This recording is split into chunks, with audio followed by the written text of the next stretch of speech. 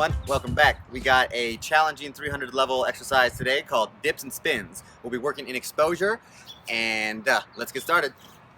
Level 1. We're going to be working with a chair position, like yoga chair. Kind of think about getting the hips back, sinking down. And we're going to do 5 dips here. So we dip all the way down as far as we can go. Come back up, straight legs. Dip back down.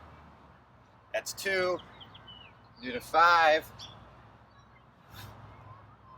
Squeeze the inner legs together like you're squeezing a ball. Make sure to let those hips go back as you go down. This is number 5. Boom, that's level 1. Okay, now we're going to work on level 2, dips and spins.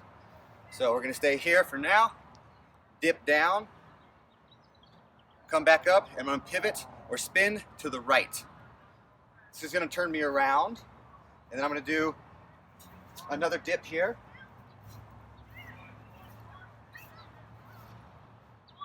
And then spin to the right again. Okay, that's 1. We're going to do 5 of those. Dip, spin to the right, and then dip, spin to the right. That was 2. You get the idea. You want to do 5 of those on each side. Here's what the other side looks like. So instead of spinning to the right, we get into our chair pose. We dip down, hips back, inner legs drawing together, come up, spin to the left. Give another dip. Spin to the left.